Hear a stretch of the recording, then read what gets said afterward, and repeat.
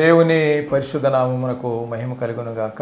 ఈ కార్యక్రమాన్ని వీక్షిస్తున్న ప్రతి ఒక్కరికి నేను పేరు పేరున వందనాలు చెల్లిస్తున్నాను. ప్రియమైన దేవుని బిడ్డలారా, దేవుని శ్రేష్టమైన మాటలు మనం వినకముందు ఒక ప్రత్యేక కీర్తన ద్వారా దేవుణ్ణి మహింపరుస్తూ మనం ముందుకు సాగుదాం.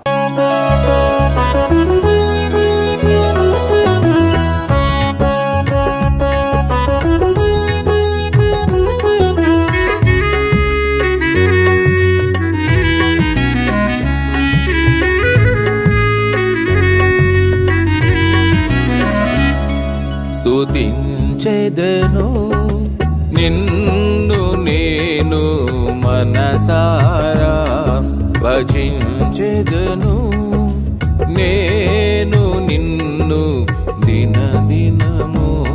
స్తుతించెదను నిన్ను నేను మనసారా, భజించెదను నిన్ను నేను దినదినము.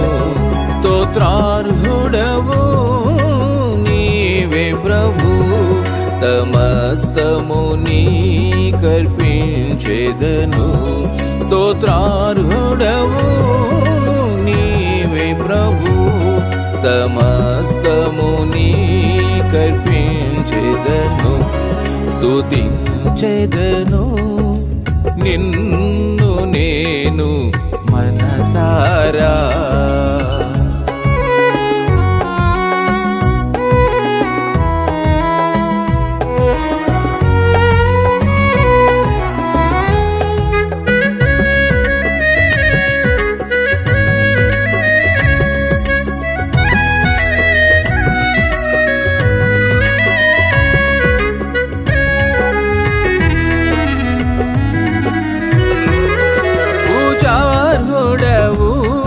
పవిత్రుడవు పాపిని క్షమించే మిత్రుడవు.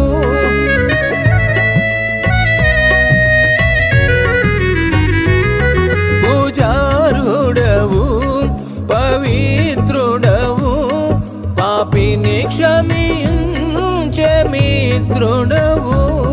వరము చేర్చి వరములేచే పవనుడగుమా ప్రభువు నీవే.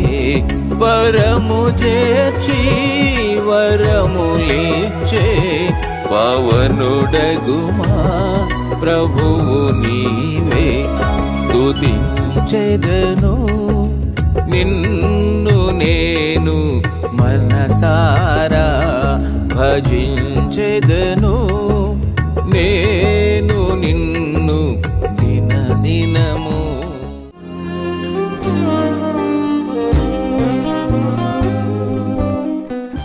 దేవుని పరిశుద్ధ నామానికి మహిమ కలుగును గాక. ప్రియమైన దేవుని బిడ్డలారా, దేవుని శ్రేష్టమైన మాటలు కొన్ని ధ్యానం చేద్దాం ప్రార్థనాపూర్వకంగా.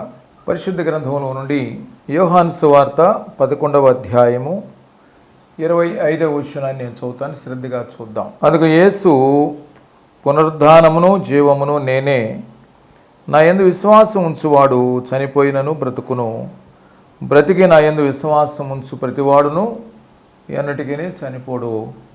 ఈ మాట నమ్ముచున్నావా అని ఆమెను అడిగాను. యోహాను సువార్త 11వ అధ్యాయం 25-26 వచనంలో మనం చదువుకున్నాం. అందుకు యేసు, పునరుద్ధానమును జీవమును నేనే. అంటే పునరుద్ధానం గురించి ప్రభువు మాట్లాడుతున్నారు. శిలువలో యేసుక్రీస్తు ప్రభువారు సమస్త మానవాళి పాప శాప విమోచన కొరకు ఆయన క్రయధనంగా శిలువలో తన ప్రాణాన్ని పెట్టాడు. అందుకంటాడు, తన స్వరక్తం ఇచ్చి సంపాదించిన సంఘం అంటాడు. శిలువలో ఆయన పరిశుద్ధ రక్తాన్ని చిందించి ఆ రక్తంతో కొన్నాడు. అందుకని కొరింథీ సంఘానికి కూడా పౌలు గారు 3వ అధ్యాయంలో అంటాడు, మీరు మీ సొత్తు కాదు, విలువ పెట్టి కొనబడిన వారు. శిలువలో ఆయన కార్చిన రక్తం చేత విలువ పెట్టి ప్రభువు మనల్ని కొన్నాడు. అందుకని పునరుద్ధానం. అందుకని ప్రియమిరుడురా, మా పాపముల నిమిత్తము, మన పాపముల నిమిత్తము యేసు ప్రభువు అప్పగింపబడి మనల్ని నీతిమంతులకు చేయుటకు ఆయన తిరిగి లేచాడు. ప్రభువు తిరిగి లేచాడు. మన పాపముల నిమిత్తం ఆయన మరణించాడు. ఆయన తిరిగి లేచింది ఎందుకంటే మనల్ని నీతిమంతులుగా చేయటకు. మనం అనీతిమంతులము, అలాగే పాపులం, దోషులం. ఆయన పునరుద్ధానం వల్ల మనకి నీతి కలిగింది. దేవుని వాక్యంలో ఉంటుంది, నీతిమంతుడు లేడు, ఒక్కడునూ లేడు. యేసు ప్రభువారు ఒక్కడే నీతిమంతుడు. కానీ శిలువలో ఆయన పరిశుద్ధ రక్తాన్ని చిందించిన తర్వాత ఆ రక్తంలో ఎవరైతే కడగబడతారో, యేసునందు ఎవరైతే విశ్వాసం ఉంచుతారో వారు నీతిమంతులుగా చేయబడ్డారు. కనుక యేసుక్రీస్తు ప్రభువారు మనందరినీ పవిత్రులుగా చేయుటకు, పాపం నుంచి విడుదలివ్వటకు శిలువ మరణం పొందారు. మనల్ని పవిత్రులుగా చేయుటకు ఆయన పునరుద్ధానులయ్యారు. కనుక పునరుద్ధానం గురించి కొన్ని మాటలు మనం ధ్యానం చేద్దాం. పునరుద్ధానం అక్కడ మత్తయి సువార్త 28వ అధ్యాయము 6వ వచనం అంటాడు, ఆయన ఇక్కడ లేడు, తాను చెప్పినట్టే ఆయన లేచి ఉన్నాడు. రండి, ప్రభు పండుకుని స్థలము చూచి త్వరగా వెళ్ళి ఆయన మృతులలో నుండి లేచి ఉన్నాడని ఆయన శిష్యులకు తెలియచేయడి. పరలోకం నుండి దేవుని దూత వచ్చి మరి రాయి పొర్లించి దాని మీద కూర్చుండెను. రాయి పొర్లించాడు, సమాధి కొన్న రాయి అని పరలోకం వచ్చి దూత పొర్లించాడు. ఇప్పుడు ఖాళీ సమాధి మనకు కనిపిస్తుంది. ఖాళీ సమాధి మనకేం చూపిస్తుంది అంటే యేసుక్రీస్తు పునరుద్ధానాన్ని చూపిస్తుంది. అయితే ఈనాడు ఖాళీ సమాధి దేనికి చూపిస్తున్నాడంటే, ఖాళీ సమాధి చూసినప్పుడు యేసు ఆ సమాధిలో లేడు, పునరుద్ధానుడయ్యాడు. ఆ ఖాళీ సమాధిలో లేడు. ఇప్పుడు మనకి క్రైస్తవుని నిరీక్షణ ఏంటంటే ఖాళీ సమాధి కాదు, పునరుద్ధానుడు యేసు మన నిరీక్షణ. ఆయన సమాధి దేనికి సూచనగా ఉంది? ప్రభు తిరిగి లేచాడు.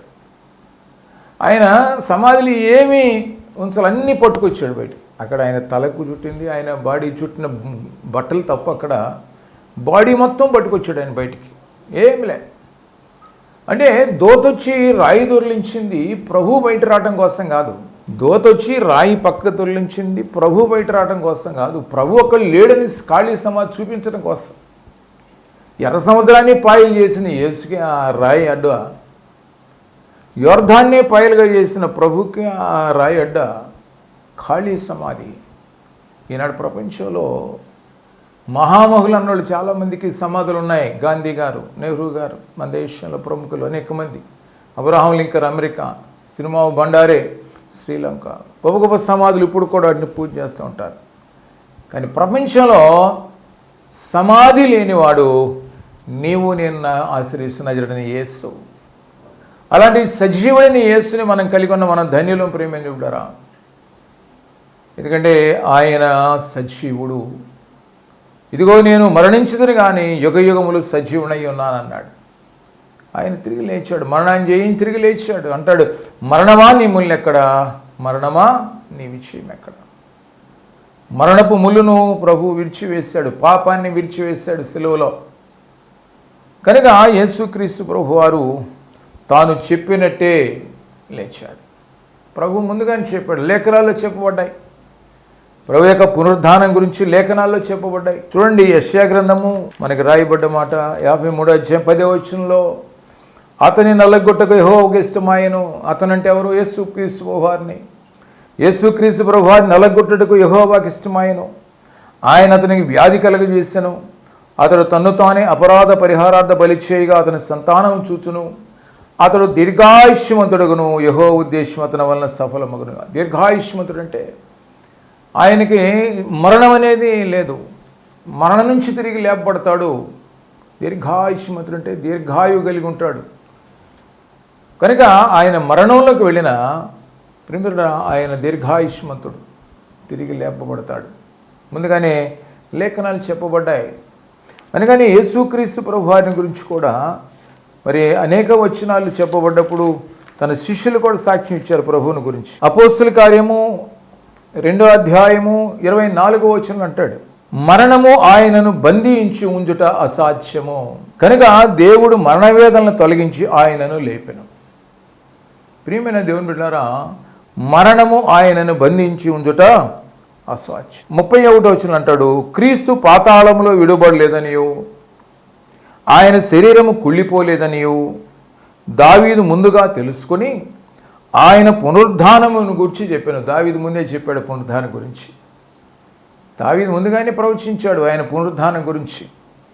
కనుక మేమందరము యేసును దేవుడు లేపెను, దీనికి మేమందరము సాక్షులం. శిష్యులు అన్నారు ఈ మాట, పేతురు మాట్లాడుతున్నాడు. దావీదు ముందుగానే ప్రవచించాడు, ఆయన పునరుద్ధానము దావీదు ముందుగానే తెలుసుకొని చెప్పాడని. యెషయా ప్రవక్త తన దీర్ఘాయుష్యమంతుడుగానే ప్రవచించాడు. పౌలు గారు అంటాడు, కొరింథీ సంఘానికి రాసిన మొదటి పత్రిక 15వ అధ్యాయంలో అంటాడు, 3వ వచనంలో, నాకు ఇవ్వబడిన ఉపదేశమును మొదట మీకు అప్పగించుతున్న అదేమనగా, లేఖనముల ప్రకారము క్రీస్తు మన పాపముల నిమిత్తము మృతి పొందెను, సమాధి చేయబడెను, లేఖనముల ప్రకారం 3వ దినమున లేపబడెను. పునరుద్ధానం. ప్రియమైన ఆయన లేపబడెను. పౌలు గారు కూడా లేఖనాలు చెప్పబడ్డ ఎత్తుబట్టి ఇక్కడ రాస్తున్నాడు. ఆయన ఎలాగంటే అక్కడే కొరింథీ సంఘానికి రాసిన మొదటి పత్రిక 15:20 అంటాడు, ఇప్పుడైతే నిద్రించిన వారిలో ప్రథమ ఫలముగా క్రీస్తు మృతుల్లో నుండి లేపబడి ఉన్నాడు. మనుషుని ద్వారా మరణము వచ్చును కనుక మనుషుని ద్వారానే మృతుల పునరుద్ధానమును మనుషుని ద్వారానే కలిగాను.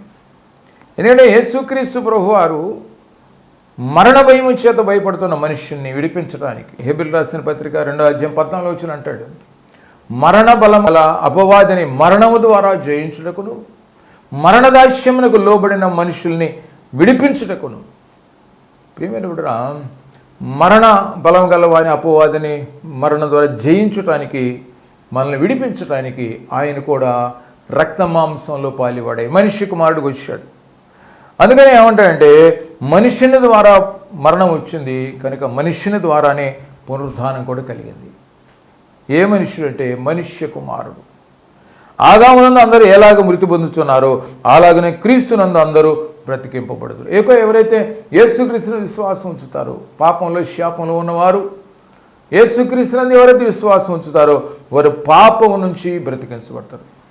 అందుకని మనం చదువుకున్న మాటల్లో అక్కడ ప్రభువు మాట్లాడిన మాట యోహాను సువార్తలు కూడా ఆయన అంటాడు కదా, నా యందు విశ్వాసం ఉంచువాడు చనిపోయినను బ్రతుకున్నాడు. పాపంలో ఉన్నవాడు బ్రతికించబడతాడు విశ్వాసం ఉంచితే. బ్రతికి నా యందు విశ్వాసం ఉంచువాడు ఎన్నటికీ నేర్చుకోడు, దీర్ఘాయుష్మతులుగా ఉంటారు. ఈ లోకంలో పవిత్రులుగా చేయబడిన వారు ప్రభువుతో జీవిస్తారు. మరణించిన తర్వాత రాకడలో లేబడి ప్రభుతో సహా సదాకాలం ఆయనతో కూడా ఉంటారు. ఎన్నటికీ చనిపోరటే ప్రభుతో నివసిస్తూ బ్రతికుంటారు, జీవం కలిగి ప్రభుతో ఉంటారు. అందుకని అంటే క్రింద ఉన్న వాటి వైపు చూడక పైన ఉన్న వాటిని వెతకండి, ఎందుకంటే క్రీస్తు నందు మన జీవము దాచబడి ఉంది. దేవునిలో క్రీస్తునందు మన జీవం దాచబడిందంట. జీవం అక్కడ ఉంది కనుక మనం ఎన్నటికీ చనిపోం. ఇది పునరుద్ధానపు శక్తి మనం పొందుకున్నప్పుడు ఈ రీతిగా కృప చూపించాడు ప్రభు. అందుకే అంటాడు, మరి ప్రతివాడును తన తన వరుసలోనే బ్రతికింపబడును, ప్రథమ ఫలము క్రీస్తు. పునరుద్ధానంగా మొట్టమొదటిగా లేచింది ఎవరంటే క్రీస్తు. యేసు ప్రభు వారు ఈ భూమి మీద కాలెట్టేంతవరకు మనిషి చనిపోయేమో ఇప్పుడు ఎవరికి తెలియదు. కొంతమంది ఏమో పునర్జన్మ అంటారు, మళ్ళీ కొంతమంది ఏమో ఏదన్నా మళ్ళా మంచోడైతే మళ్ళీ మనిషిగా పుడతాడు, చెడ్డోడైతే కొగ్గాన నగ్గాన పుడతాడు అంటాడు. కానీ యేసు ప్రభు వారు ఈ లోకంలోకి వచ్చి ఆయన శిలువలో మరణించి మరణాన్ని జయించి మహిమ శరీరంతో లేచి మరణం ఆయన ఎందుకు మింగివేయలేకపోయిందంటే, నీ పరిశుద్ధిని కుళ్ళు పట్టనీయమని కీర్తనలో ఉంది. నీ పరిశుద్ధిని కుళ్ళు పట్టనీయమంటే ఎవరైతే పరిశుద్ధులుగా ఉంటారో వాళ్ళని మరణం మింగలేదు.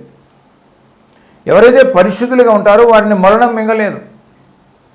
కనుక యేసుక్రీస్తు ప్రభు వారు పరిశుద్ధుడు కనుక ఆయన మరణం మింగలేకపోయింది, అందుకే పునరుద్ధానుడు అయ్యాడు. అలాగే యేసునందు విశ్వాసం ఉంచినప్పుడు మనం కూడా పరిశుద్ధులం అవుతాం. యేసునందు మనం ఆయన పునరుద్ధాన శక్తి వలన మనం నీతిమంతులుగా చేయబడతాం విశ్వాసం ఉంచితే. కనుక మనం కూడా పరిశుద్ధులుగా చేయబడి పరిశుద్ధులుగా ప్రభువుతో జీవిస్తూ మరణిస్తే పరిశుద్ధులుగా మరణిస్తాం కనుక మనం కూడా మహిమ శరీరంతో లేపబడతాం. ఈ కృపని యేసు ప్రభు వారు మనకి ఇచ్చాడు. దేవునికి స్తోత్రం కలుగును గాక. ఆయన పునరుద్ధానం వల్ల మనకు కలిగిన భాగ్యం ఏంటంటే, మనం రెండో మరణంలోకి వెళ్లకుండా మనం కూడా పరిశుద్ధులుగా మరణిస్తే రాకడలో మనం మహిమ శరీరంతో లేపబడతాం. ఇది ప్రభు మనకు చూపించింది. కనుక యేసు క్రీస్తునందున్న వారికి మరణం అంటే భయం లేదండి. బాగా గమనించాలి. మానవుడికి మరణం అంటే భయం, కానీ యేసు క్రీస్తునందున్న వారికి మరణం అంటే భయం లేదు. అంటే ఆయన ఎందుకంటే ఇమ్మానుయేలు దేవుడు. ఆయన ఇమ్మానుయేలు దేవుడు అంటే తోడయ్యుండే దేవుడు. ఆయన శోధనలో తోడై ఉంటాడు, శ్రమలలో తోడై ఉంటాడు. నీవు మరణిస్తే సమాధిలో కూడా తోడై ఉండే దేవుడు, సమాధిలో కూడా తోడై ఉండే దేవుడు. ప్రియమైన దేవుని బిడ్డలారా, కనుక మరణం అంటే భయం లేదంటే మరణం రమ్మని ప్రార్థన చేయమని కాదు. జీవితం అనేది దేవుని వరం. Life is gift of God. ఇది దేవుని వరం. నువ్వు 100 ఏళ్ళ ఆయుష్ కలిగి ఉండాలి ప్రభు ఉద్దేశం. ఇక్కడ భూమి మీద ఆయన చిత్తం నువ్వు చేయాలని ఆయన ఉద్దేశం, దీర్ఘాయుష్ను కలిగి ఉద్దేశం. అందుకని మరణం అంటే భయం లేదు, మరణం రమ్మనే కాదు. నీ జీవితం చాలా విలువైంది. దేవుని పని కొరకు వినియోగించు నీ జీవితాన్ని పరిశుద్ధంగా, విశ్వాసంతో, నిరీక్షణతో. కనుక చావు అనేది ప్రేమిరుడురా ఒంటరిగా చేయాల్సిన పని. అది ఏది నీకు తోడుగా రాదు, నువ్వు ఒంటరిగా వెళ్ళిపోవాల్సిందే మరణం అనేది. కానీ ఆ మరణంలో కూడా ఒక నిరీక్షణ ఏంటంటే, నీకు క్రైస్తవుడిగా ఇమ్మానుయేలు దేవుడు నీకు ఉంటాడు. ఆయన నీకు తోడై ఉంటాడు ప్రేమితుడు, ఆయన నీకు తోడై ఉంటాడు. కనుక మనము ఆయన పునరుద్ధాన శక్తిని మనం పొందుకోవాలి. ఆయన ఖాళీ సమాధి. ఈనాడు ప్రపంచం అంతా ఒక నిరీక్షణ ఏంటంటే, ప్రభు పునరుద్ధానుడై చూపించాలని ఖాళీ సమాధి. ఒకసారి బీహార్ రాష్ట్రంలో ఎట్లాగే ఒక గొప్ప ఊరేగింపు జరుగుతుందట. ఒక పెద్ద ఆయన చెప్పాడు ఈ మాట. గొప్ప ఊరేగింపు జరుగుతుంటే పాస్టర్ గారు వాళ్ళ మనం పిలిచి ఏంట్రా ఊరేగింపు అడిగితే ఆ పిల్లోడు పోయి చూసి వచ్చాడు. ఆ ఊరేగింపును చూసి కనుక్కుని వచ్చి వాళ్ళ తాతయ్యకి చెప్పాడు పాస్టర్ గారికి. ఏమని? తాతయ్య వాళ్ళు ఊరేగింపుగా ఎందుకు వెళ్తున్నారంటే, బుద్ధుని యొక్క ఎముకలు దొరికినాయట, పెట్టెలో పెట్టుకుని వాటికి పూలన్నీ కూడా అలంకరించి వెనక ముందు బ్యాండ్ మేళాలు పెట్టుకుని పెద్ద ఊరేగింపు వెళ్తున్నారు. ఏంటంటే బుద్ధుడి ఎముకలు దొరికినాయి. బుద్ధుడు యేసు ప్రభు వారి కంటే ముందు ఉన్నటువంటి వాడు. బుద్ధుడి ఎముకలు దొరికినాయని ఊరేగింపుగా వెళుతున్నారు. పాస్టర్ గారు అన్నాడు మనవుడితో, బుద్ధుడి ఎముకలు దొరికినాయని ఎంతగా ఆర్భాటం చేత తిరుగుతున్నారు వీళ్ళు, వెళుతున్నారే, లోకమంతా తవ్వి వెతికినా యేసు ప్రభు వారి ఎముకలు దొరకవు కదరా అన్నాడట. వాస్తవమే. నువ్వు ప్రపంచం అంతా తవ్వి చూడు, యేసు ప్రభు వారి ఎముకలు దొరకవు. ఎందుకంటే ఆయన సమాధి నుంచి మొత్తం పట్టుకొచ్చాడు బయటికి, మహిమ శరీరంగా వచ్చేస్తాడు. రేపు నీవు కూడా యేసునందు విశ్వాసం నుంచి పవిత్రంగా జీవిస్తే నీ నిరీక్షణ ఏంటంటే, నీవు కూడా మహిమ శరీరంతో లేపబడతావు. ప్రభువు 7 మాటల్లో 7 మాటలు 7వ మాటలు ఉన్నాడు, తండ్రి నా ఆత్మ నీకు అప్పగించుకొంచున్నానంటాడు. తండ్రి నా ఆత్మ నీకు అప్పగించేశాడు ఆత్మని. యేసు ప్రభు వారు ప్రియమైన దేవుని బిడ్డలారా, ఇక్కడ ఆయన వదిలిపెట్టలే. సిలువ వేసేటప్పుడు యేసు ప్రభు వారిని చీటీలు వేశారు. ఆ చీటీలు వేసి ఆ అంగీ చేసుకున్నారు, ఆయన అంగీ తీసేసుకున్నారు. తర్వాత ఆయన సిలువ వేసిన తర్వాత అరిమత్తయ్య యేసేపు వచ్చేసి ఆయన బాడీని తీసేసుకున్నాడు. ఇక ఆయన మిగిలింది ఏంటి? ఆయన ఆత్మ. ఆ ఆత్మను తండ్రికి అప్పగించేశాడు. ఆత్మను తండ్రికి అప్పగించేశాడు. కనుక ప్రియమైన దేవుని బిడ్డలారా, తెస్సలోనికి రాసిన మొదటి పత్రిక 5వ అధ్యాయం 23వ వచనం అంటాడు, సమాధానకర్తయగు దేవుడే మిమ్మును సంపూర్ణముగా పరిశుద్ధపరచునుగా కానీ దీవిస్తూ మీ ఆత్మయు జీవమును శరీరమును మన ప్రభు అయిన యేసుక్రీస్తు రాకడయందు నిందారహితముగాను సంపూర్ణముగాను ఉండునట్లు కాపాడబడునుగాక అంటాడు. ఏమేమిటట? ఆత్మయు జీవమును శరీరమును రేపు రాకడయందు నిందారహితంగా ఉండాలంట. శరీరం ఉండాలి నిందారహితంగా, ఆత్మ నిందారహితంగా ఉండాలి, అలాగే జీవము నిందారహితంగా ఉండాలట. వీటిని కాపాడుకోవాలి. కనుక పాపభూయిష్టమైనటువంటి ఈ శరీరం కానీ ఆత్మ కానీ పరిశుద్ధ రక్తంలో కడగబడిన తర్వాత దానిని మనం ఇప్పుడు బాప్తిసం ఇచ్చినప్పుడు నీళ్ళల్లో ముంచాం, అంటే పాపంలో చనిపోయాం, మరలా తిరిగి లేచాం, ఎవరిలో? ప్రభువులో బతికాం, అంటే ప్రభువులో బ్రతికాం మనం, అంటే ఇప్పుడు ప్రభువులో ఉన్నాం. రక్షించబడి నువ్వు ఎక్కడున్నావు అంటే ప్రభువులు. అందుకే పౌలు గారు అంటాడు, బాప్తిసం ఇచ్చుటనగా యేసుక్రీస్తును ధరించుకుంటే కదా అంటాడు. అంటే మన అవుట్ సైడ్ ప్రభు ఇచ్చాడు. నేను జీవించేవాడు నేను కాదు, ప్రభువే నా యందు జీవించును అంటే ఇన్సైడ్ ప్రభు, అంటే అవుట్ సైడ్ ప్రభు, ఇన్సైడ్ ప్రభు. నువ్వు రక్షణ పొందావంటే, మారుమనసు పొందావు, పాపాలు ఒప్పుకొని ప్రభువులో రక్షణ పొందావంటే అర్థం ఏంటంటే నీకు out side Jesus, inside Jesus. నువ్వు కనపడకూడదు, ప్రభువే నీలో నుంచి కనపడాలి. అంటే నువ్వు నీ శరీరం నిందారహితంగా ఉండాలి, నీ ఆత్మ నిందారహితంగా ఉండాలి, నీ యొక్క జీవం నిందారహితంగా ఉండాలి. అది కడవరకు ఉండి అలాగా నిందారహితుడిగా నువ్వు మరణిస్తే రాకడలో వరకు మనం కాపాడబడును గాక అంటున్నాడు పరిశుద్ధాత్ముడు. కనుక అప్పుడు నువ్వు పునరుద్ధానం పొందుకుంటావు. నిందారహితంగా నువ్వు కాపాడుకుంటే నువ్వు పునరుద్ధానము పొందుకుంటావు. కనుక యేసుక్రీస్తు ప్రభువారు ఆయన ఆత్మగా అప్పగించుకున్నాడు. ఒక మాట చెప్పాలంటే పునరుద్ధానం అనగానే యేసు ప్రభువారు భూలోక యాత్ర ముగించాడు. వెంటనే పరలోక యాత్ర ప్రారంభించాడు. నీవైనా మరణిస్తే క్రైస్తవుడా ఏమవుతుందంటే భూలోక యాత్ర ముగించి పరలోక యాత్ర ప్రారంభమవుతుంది. అందుకని పౌలు గారు ఏమంటాడు, బ్రతుకుడి క్రీస్తే చావు అయితే లాభం. కానీ చావు అయితే ఎందుకు లాభం అన్నాడు? పరలోక యాత్రనే ప్రారంభిస్తా, అది నాకు లాభం. ప్రభువుతో ఇక ఉంటాను నేను, ఆయనతో సహవాసం.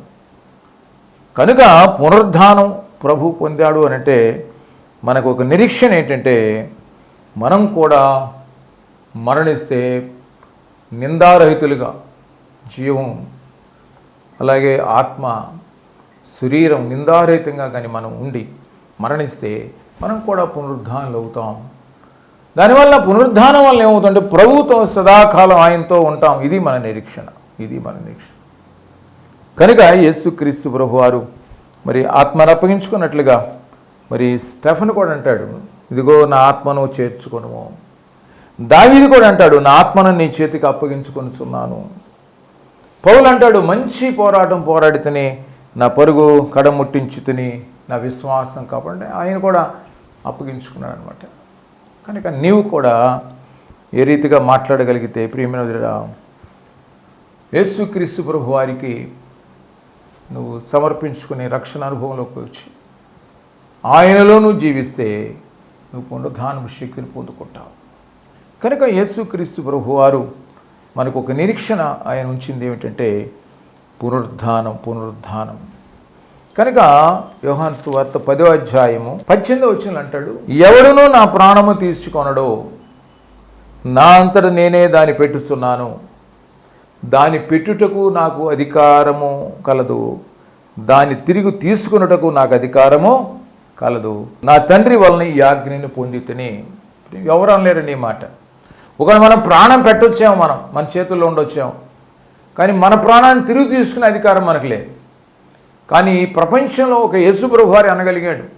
ఆయన అద్భుతమైన పదాలండి. ఒక పదం, నాలో పాపం ఉన్నదని మీలో ఎవడు స్థాపించగలడు అన్నాడు. ఈ మాట ప్రపంచంలో ఎవ్వడం అనలేడు.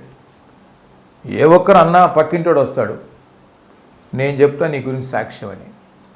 కనుక యేసు ప్రభువారు ఒక్కడే అనగలిగాడు, నాలో పాపం ఉన్నది మీలో ఎవరు స్థాపించగలరో. ప్రశ్న వేసాడు ప్రభువు. అలాగే ఈ భారతదేశంలో గాంధీ కానీ లేతే అనేక మంది గొప్ప గొప్ప మహనీయులు యేసు ప్రభు వారి గురించి మంచి మంచి స్టేట్మెంట్ ఇచ్చి, యేసు ప్రభు వారి గురించి చాలా చక్కని స్టేట్మెంట్. ఎవరి గురించి ఇవ్వలేదండి, ఆయన ఒక్కడి గురించి అంటే ఇవ్వగలిగారు. కనుక ప్రేమరుడు ఆయన తిరిగి నా ప్రాణం తీసుకుని నాకు అధికారము కలదు. కనుక యేసుక్రీస్తు ప్రభు వారు ముందుగా చెప్పాడు.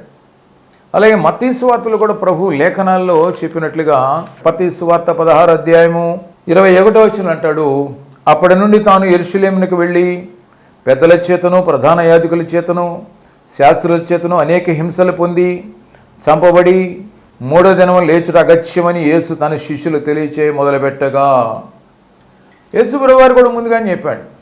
ఏమని అంటున్నాడంటే ఆయన చెప్పిన మాట, శాస్త్రుల చేతను మరి పెద్దల చేతను యాజకుల చేతను హింసలు పొంది, స్ట్రైట్గా చెప్పాడు, చంపబడి, నేను చంపబడతాను, అయితే 3వ దినమున లేచుట అగత్యము అన్నాడు. అంటే ఆయన కూడా జరగబోయే సంగతిని ముందే ప్రవచన రూపంగా చెప్పాడు. కనుక ప్రియమేరుడు ఆయన మరణం గురించి యేసు ప్రభువారు కూడా ముందుగానే మనకి తెలియచేశాడు. కనుక ఇన్ని ప్రవచనాలు చెప్పబడ్డటువంటి ప్రభువు ఆయన మనందరి కొరకు మరణించుడు, అలాగే ఆయన పునరుద్ధానుడయ్యాడు. కనుక ఆయనను బట్టి మనం ప్రియమేరుడు ఆయనను బట్టి మనం ఆయనని ముందు విశ్వాసం ఉంచితే, ఆయన నిరీక్షణ కలిగి ఉంటే, ఆయనలో మనం ఉండి ఎవడు నా యందు నిలిచిండో నేను ఎవరైనా నిలిచిందో బహుగా ఫలించునని ప్రభువే చెప్పాడు. కనుక ఆయనలో మనం కానీ నివసించగలిగితే, పవిత్రుడైన యేసులో మనం నివసించగలిగితే, కడ వరకు నివసించగలిగితే, మనం ఇప్పుడు మరణించిన రాకడలో పునరుద్ధానులుగా మహిమ శరీరంతో లేపడతాం. ఇది మన నిరీక్షణ. కనుక యేసుక్రీస్తు ప్రభువారు నా ప్రాణాన్ని నేను తిరిగి తీసుకోవడం నాకు అధికారము కలగాలి. రోమీలకు రాసిన పత్రిక 8వ అధ్యాయంలో 11వ వచనం అంటాడు, మృతులలో నుండి యేసుని లేపిన వాని ఆత్మ మీలో నివసించిన ఎడలా. మృతులలో నుండి యేసుని లేపిన వాని ఆత్మ, దేవుని ఆత్మ ఆ యేసు ప్రభువారిని మృతుల్లోంచి లేపింది. యెహోవా దేవుడే యేసు ప్రభువారు, యేసు ప్రభువారు యెహోవా దేవుడు, త్రియేక దేవుడు. కనుక యేసు ప్రభువారిని ఎవరు లేపారంటే దేవుని ఆత్మ.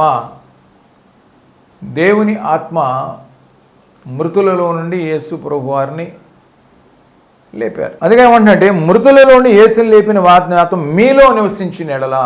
యేసుని లేపిన ఏ ఆత్మ అవుతుందో ఆత్మ మీలో ఉంటే, మృతులలో నుండి క్రీస్తు యేసుని లేపిన వాడు చావునకు లోనైన మీ శరీరములు కూడా మీలో నివసించుతున్న తన ఆత్మ ద్వారా జీవింపచేయండి. యేసు ప్రభువారిని దేవుని ఆత్మ లేపాడు. ఆ దేవుని ఆత్మ మీలోగానుంటే, మీరు సిలువలో ప్రాణం పెట్టిన యేసునందు విశ్వాసం ఉంచినప్పుడు మారు మనసు అనుభవం, పాపక్ష అనుభవం ద్వారా యేసుక్రీస్తుని బాప్తిస్మం పొందినప్పుడు పరిశుద్ధాత్మ చేత నింపబడతాం. దేవుని ఆత్మచేత నింపబడి, ఆత్మచేత మనం నింపబడి ఉంటే ఆ ఆత్మే మనల్ని ఏం చేస్తుందంటే, శరీరాలను కూడా చావునకు లోనైన మన శరీరాలను కూడా జీవింపచేయను, పునరుద్ధానపు శక్తినిచ్చును. అందుకని ప్రేమితుడా, మనము అక్కడే 8వ అధ్యాయం రోమీయులకు రాసిన పత్రిక 8వ మొదటి వచనం అంటాడు, కాబట్టి ఇప్పుడు క్రీస్తు యేసునందున్న వారికి ఏ శిక్షా విధియు లేదు. క్రీస్తు యేసునందు జీవమునిచ్చు యొక్క ఆత్మ యొక్క నియమము పాప మరణ నియమము నుండి నన్ను విడిపించు. అంటే ఇప్పుడు యేసుక్రీస్తులు ఎవరైతే ఉంటారో వాళ్ళకి ఏ శిక్షా విధి లేదు. ఇదే పాపంలో నువ్వు ఉండి మరణిస్తే నిత్య నరకాగ్నిలోకి వెళ్ళిపోతావు. అగ్ని ఆరదు, పురుగు చావదు. ఆయన నీ కొరకు ప్రాణం పెట్టి, నీ కొరకు ఆయన పునరుద్ధాడయ్యాడు, నీ కొరకే. ప్రియమైన యేసు ప్రభువారికి ఒక పుట్టినిల్లు లేదు, అలాగే ఆయనకు సమాధి లేదు, అలాగే ఆయన జన్మించింది కానీ, ఆయన మరణించింది కానీ, ఆయన తిరిగి లేచింది కానీ, ఆయన మరలా వచ్చేది కానీ ఏదైనా ఆయన నీ కొరకు నా కొరకే. ఈ లోకంలోకి ఆయన వచ్చింది, ఈ లోకంలో మరణించింది, తిరిగి వెళ్ళింది, మరలా వచ్చేది నీ కొరకు నా కొరకే ప్రేమిరుడరా. కనుక క్రీస్తు యేసునందుగా నువ్వు ఉంటే, మారు మనసు అనుభూతి క్రీస్తు యేసునందు నువ్వుగానే ఉంటే నీకు శిక్షా విధి లేదు. కనుక నీ పాపములన్నీ అయిపోయేసి మరణించాడు, నేను పవిత్రుడిగా చేయుటకు ఆయన తిరిగి లేచాడు, నీతిమంతుడిగా చేయుటకు. ఆయన నీతి అగునట్లు, నీవు నీతి అగునట్లు పాపమెరుగని యేసుని దేవుడు పాపముగా చేశాడు. నీ కొరకే కదా బండి సమర్పించింది, నీ పాపములన్నీ ఆయనపై వేసుకున్నాడు కదా.